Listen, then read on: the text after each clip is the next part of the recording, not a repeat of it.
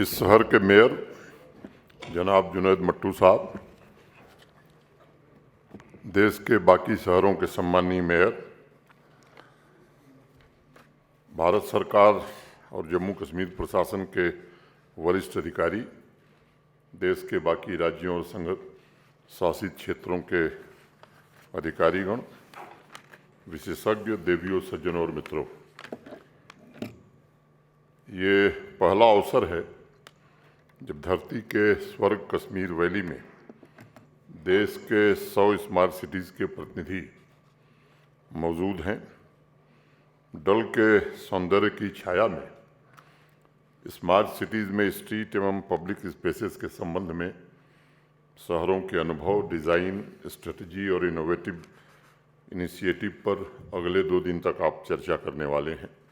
सबसे पहले सभी अतिथियों का मैं हृदय से स्वागत करता हूं और मुझे लगता है कि इन 2 दिनों में, जैसा मेरे पूर्व के वक्ताओं ने बताया है, श्रीनगर में हुए बदलाव को देखने, उसे जीने, इस प्राचीन शहर के कुछ सत्व को वापस अपने शहर ले जाने का अवसर आपको मिलेगा। जब मैं विद्यार्थी था, संयोग से पढ़ाई सिविल इंजीनियरिंग की किया, तब मेरे मन में एक सवाल आता था कि शहर का असली अर्थ क्या है। क्या दुकानें, बड़ी बिल्डिंग शहर है? जब भी ये सवाल सामने आता था तो विद्यार्थी के नाते जो मैं पढ़ता था, मुझे लगता था नहीं, जो नागरिकों की भीड़ दिखती है, जो सामान्य जनजीवन है, मुझे लगता है असली शहर वो है। सड़कों पर इतनी कारें उस समय नहीं थी, मैं बनारस में रहता था, इतनी भीड़ भी नहीं हुआ करती थी। वैसे बनारस हमेशा से अपने समय से ही चलता रहा है, आज भी चल रहा है।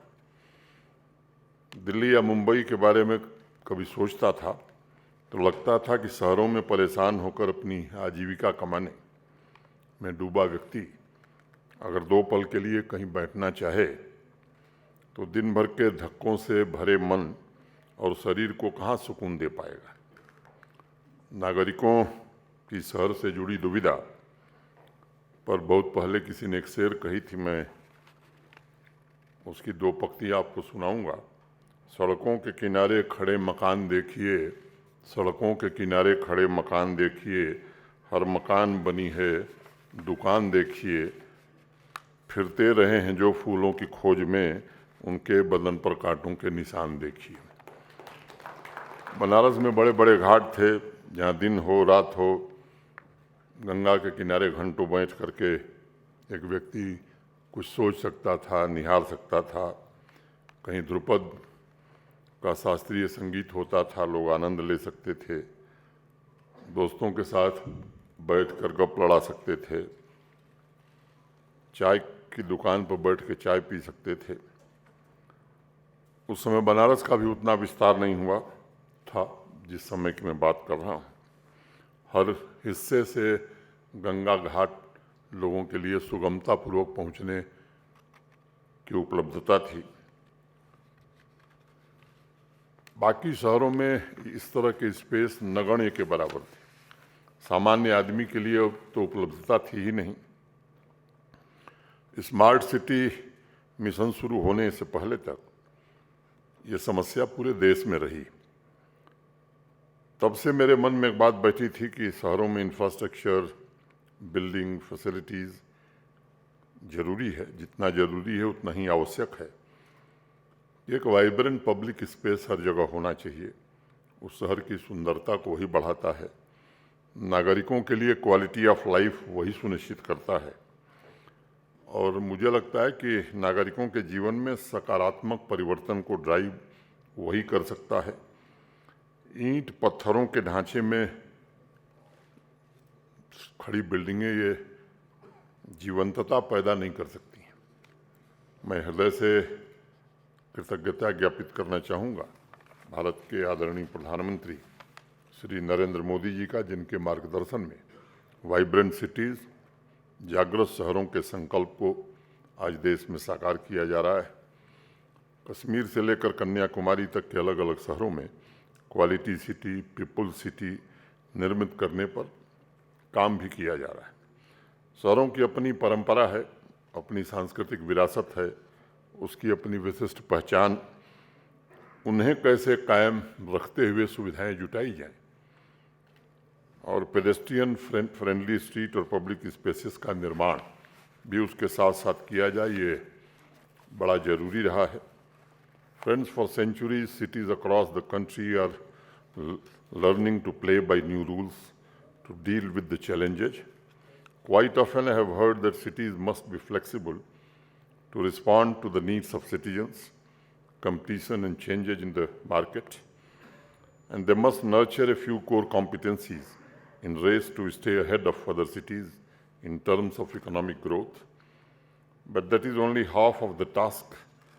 With cities' operational effectiveness and its superior performance to serve the citizens, we also need to provide them with the choice and the space for activities, which I think is a basic and fundamental unit of quality living.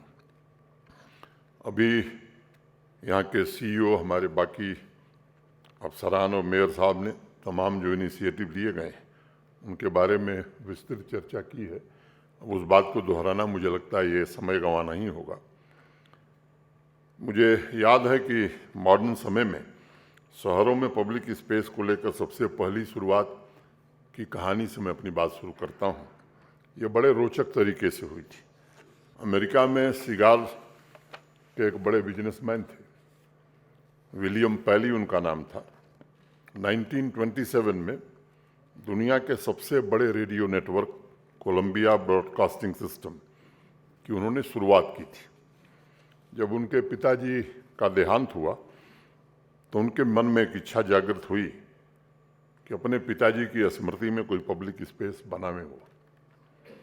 अब Manhattan में रहते थे, New York शहर के Manhattan इलाके में। बीचों बीच बड़ी बड़ी इमारतों में दबे हुए उस पूरे स्थान में उन्हें खाली जगह मिली और कुल दायरा था 4200 स्क्वायर फीट। उन्होंने सोचा कि एक प्रयोग करके देखते हैं, एक एक्सपेरिमेंट किया। उन्होंने अपने एक आर्किटेक्ट मित्र से उन्होंने बात की, उन्होंने उस पार्क को बनाया।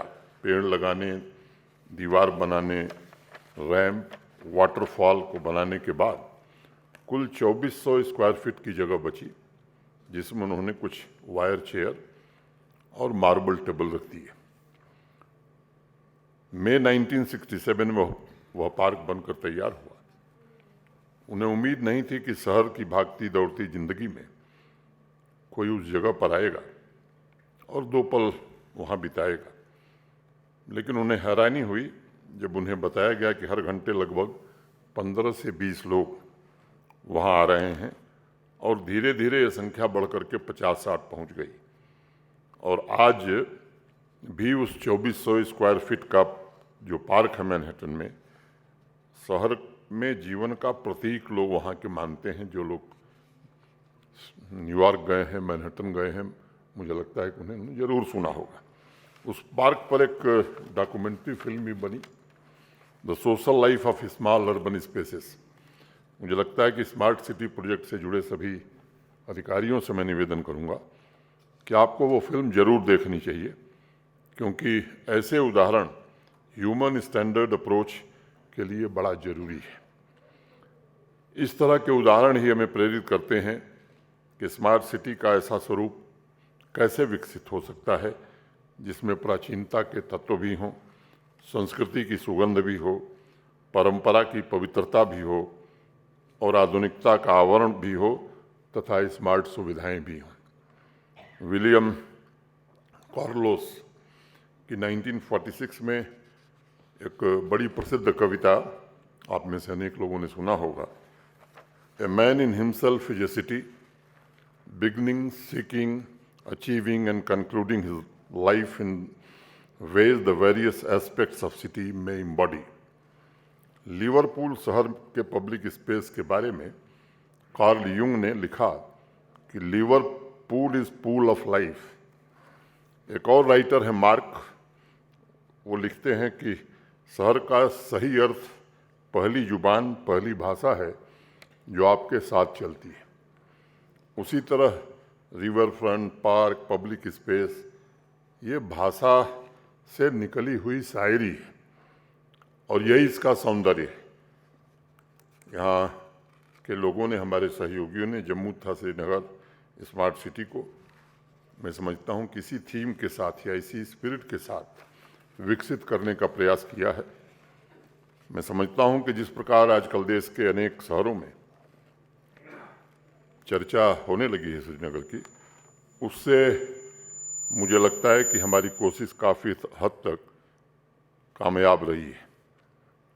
साथियों, मूल रूप से देखा जाए तो स्मार्ट सिटी का मतलब है कि वो सोशल इक्विटी पर आधारित हो तथा जो नागरिकों को हाई क्वालिटी ऑफ लाइफ प्रदान कर सके। इसके साथ भी अन्य चीज़ें जुड़ी हैं जिन्हें मैं शहरों में इंफ्रास्ट्रक्चर बेहतर करने तथा शहर के निवासियों की आकांक्षाओं को पूरा करने का एक जन अभियान मानता हूँ। ग्रीन, सस्टेनेबल और लिवेबल शहर ही इकॉनमी के ग्रोथ इंजन बन सकते हैं। इसलिए शहर के हर एक नागरिक के भौतिक, सामाजिक और आर्थिक जीवन में सुधार हो, स्मार्ट सिटी का सबसे बड़ा लक्ष्य यही होना चाहिए। कुछ दिन पहले जम्मू में मुझे अप्सरा हाई स्ट्रीट का लोकार्पण करने का मौका मिला था। उसकी विशेषता मैनहट्टन की तरह बाजारों के शोरगुल में कैसा अर्बन स्पेस क्रिएट हो सका है, जहां लोग बैठ सकें और शहर की आत्मा को भी महसूस करें। आज शाम आप सब लोग जाएंगे, मेयर साहब ने न्योता दिया है। मैं नाम दोहराना नहीं चाहता हूं, सारे नाम पढ़ दिए गए हैं, मैं उसमें टाइम नहीं बर्बाद करूंगा, लेकिन मैं निवेदन करूंगा कि आप जरूर जाइए। मुझे लगता है कि बेहतर अर्बन डिज़ाइन द्वारा अर्बन रिवाइवल की इंजीनियरिंग के बीच में आपको इस शहर की रूह भी महसूस होगी। एक बड़ी पुरानी बात मैं आपसे शेयर करना चाहता हूँ। ब्रिटिश शासनकाल में श्रीनगर की दुनिया के अनेक शहरों से तुलना करने की बड़ी कोशिश हुई। जितने भी ब्रिटिश राइटर, थिंकर यहाँ घूमने आए, उनमें से ज़्यादातर ने इस शहर की तुलना वेनिस से की।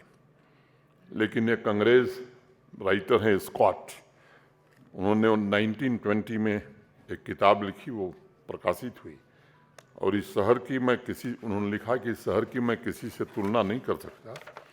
ये अपने आप में अनोखा शहर है, जहाँ की नदियों और मिट्टी में सर्वधर्म समभाव की खुशबू आती है। एथेंस, फ्लोरेंस, वेनिस से इस शहर की तुलना नहीं की जा सकती, क्योंकि श्रीनगर हिंदुस्तान की समृद्ध परंपरा का परिचायक है। मुझे लगता है कि श्रीनगर स्मार्ट सिटी ने ये प्रयास किया है कि उस परंपरा को जीवित रखते हुए इस शहर का विकास किया जाए, ताकि आसपास के अन्य छोटे शहरों के लिए भी प्रेरणा के स्रोत बन सके। और हमारे डिविजनल कमिश्नर ने बताया कि अगल बगल के हमारे छोटे शहर भी इससे प्रेरणा लेकर के उस दिशा में आगे बढ़ रहे हैं, जहां आधुनिक समय की आवश्यकताओं के साथ साथ नागरिकों के ईज ऑफ लिविंग को भी सुनिश्चित किया जा सके। श्रीनगर स्मार्ट सिटी के तहत योजनाबद्ध तरीके से स्ट्रीट डेवलपमेंट के प्रोजेक्ट को पूरा किया जा रहा है। आप जाएंगे तो मुझे लगता है कि इसको जरूर देखेंगे। वो घाटों का सौंदर्यीकरण हो, लेक फ्रंट का रिजिनोवेशन हो, ओल्ड सिटी का हेरिटेज कंजर्वेशन हो, अंडर यूटिलाइज स्पेस का ब्यूटिफिकेशन, ये ऐसे अनेक इनिशिएटिव लिए गए और मुझे लगता है कि कोर इंफ्रास्ट्रक्चर को भी मजबूत बनाने की कोशिश हुई है। स्मार्ट और डिजिटल श्रीनगर में आपको परंपरा की समृद्धि भी देखने को मिलेगी, क्योंकि स्मार्ट सिटी मिशन का फोकस जहां स्मार्ट सिटी एप्लीकेशंस पर है, उससे कम फोकस सांस्कृतिक विरासत को रिवाइव करने का नहीं है। निदा फाजली साहब ने शायद 80 के ज़माने के हिसाब से ठीक लिखा था कि तमाम शहर में ऐसा नहीं खुलूस न हो, तमाम शहर में ऐसा नहीं खुलूस न हो, जहां उम्मीद हो इसकी वहां नहीं मिलता। कहाँ चिराग जलाएं, कहाँ गुलाब रखें, छतें तो मिलती हैं लेकिन मकान नहीं मिलता। इसलिए स्मार्ट सिटी ने कोशिश की है कि आईटी के nerve centre, integrated control and command centre, optic fibre network के साथ साथ कल्चरल नर्व सेंटर के लिए भी यहाँ के यूथ को स्पेस मिले, जहाँ वो पेंटिंग भी कर सके, उसके एग्जीबिशन भी लगा सके, लाइव म्यूजिकल कंसर्ट्स भी आयोजित कर सके। और छुट्टियों में तमाम बच्चे बच्चियाँ यहाँ अपने आप म्यूजिक प्रोग्राम आयोजित कर रही हैं। पेंटिंग बनाते हुए बच्चे आपको दिखाई पड़ेंगे। श्रीनगर शहर के अर्बन फैब्रिक के भीतर आपको शहर ख़ास में इसके हेरिटेज तथा कल्चर की भी झलक मिलेगी और इसके साथ साथ 21वीं सदी की चुनौतियों का सामना करने के लिए आधुनिक टूल्स भी पर्याप्त मात्रा में आपको दिखेंगे। भविष्य की आने वाली चुनौतियों तथा अर्बन रेजिलियंस के लिए तैयारी भी आप इसमें देख पाएंगे। हर इलाके के डिज़ाइन में इस बात का ध्यान रखने की कोशिश की गई है कि वो ह्यूमन सेंट्रिक हो तथा उसमें जनता की भागीदारी, उसकी सलाह और उनकी आवाज़ भी शामिल है। आज के एजेंडा में मैंने देखा है कि आप लोग आज एक इंटेंस डिज़ाइन वर्कशॉप में भी शामिल होने वाले हैं। वैसे मैंने इंजीनियरिंग पढ़ी है, केवल प्रैक्टिस कभी नहीं किया है। सिटीजन की तरह जब मैं सोचता हूं तो बढ़ते अर्बनाइजेशन की वजह से शहरों में ओपन स्पेस एक बड़ी समस्या है और मुझे तो कम से कम नज़र आता है। एक तरफ हर स्पेस को कमर्शियलाइज करने की जद्दोजहद है तो दूसरी तरफ पब्लिक स्पेस के कल्चर को संरक्षित करने की ज़रूरत है। एक सवाल है, क्या किसी शहर को पब्लिक स्पेस, ग्रीन स्पेस, सांस्कृतिक रंगों के बिना ज़्यादा दिन जीवंत रखा जा सकता है? व्यक्तिगत रूप से मैं मानता हूं कि यह असंभव है। ऐसे में जो पब्लिक स्पेस अवेलेबल हैं उन्हें कैसे बेहतर से बेहतर बनाया जाए, ये कोशिश करनी चाहिए। मैंने बहुत पहले एक मैगज़ीन में पढ़ा था कि किसी नदी के किनारे बेंच बना दिए गए, सामने रेलिंग बना दी गई, पीछे आने जाने के लिए पेडेस्ट्रियन रोड बना दी गई, लेकिन जब कोई उस बेंच पर बैठता था तो उसकी आंख के सामने आधा रेलिंग दिखाई पड़ती थी, आधा रिवर दिखती थी। और इसलिए पब्लिक स्पेस में आम आदमी के कंफर्ट को सर्वोच्च प्राथमिकता देना ये बड़ा आवश्यक होता है। एक सुझाव मेरा होगा कि पब्लिक स्पेस डिज़ाइन में कम्युनिटी का फीडबैक बड़ा ज़रूरी है। जब केवल डिज़ाइन के हिसाब से, आर्किटेक्चर के हिसाब से हम बनाते हैं और जो लोग इसका उपयोग करने वाले हैं उनका फीडबैक नहीं लेते हैं तो एक ढांचा ही रह जाता है, फिर उसका उपयोग नहीं होता है। और जो स्थानीय लोग हैं, मुझे लगता है कि उनसे बेहतर कोई नहीं बता सकता कि उसके आसपास की एरिया की स्पिरिट क्या है, रहन सहन क्या है और उनकी पसंद क्या है। After all, governance is all about listening to people and creating something that brings a difference in people's lives. There are millions of ways to design a street or a park, and plenty of design books will tell you how to do it. But there is only one way to fill it with charm, and that is feedback from the community. और इसलिए उनसे संवाद करना, जीवंत जागृत public space बनाना, ये बड़ा आवश्यक है। और मेयर साहब ने बताया कि पोलो व्यू डेवलप करते हुए इस प्रक्रिया का पालन अच्छे ढंग से किया गया है। आज भी आर्टिफिशियल इंटेलिजेंस या मॉडर्न टूल के पेनिट्रेशन के बावजूद शायद वो नहीं बता पाएगा कि किस तरह के पब्लिक स्पेस का निर्माण किया जाए जहां लोग जाना पसंद करेंगे, लेकिन इंसान का मन इस बात को ज़रूर बता देगा। इसलिए पब्लिक स्पेस ह्यूमन सेंटर्ड हो, ये हमारी सर्वोच्च प्राथमिकता होनी चाहिए। मैं आप सभी को इस वर्कशॉप की बहुत सारी शुभकामनाएं देता हूं और भारत सरकार के हाउसिंग और अर्बन डेवलपमेंट डिपार्टमेंट के प्रति भी आभार व्यक्त करना चाहता हूं कि उन्होंने ये आयोजन श्रीनगर में किया है। फिर से मैं आप सबके प्रति हृदय से कृतज्ञता ज्ञापित करते हुए अपनी बात यहीं पूरी करता हूं। धन्यवाद। जय हिंद।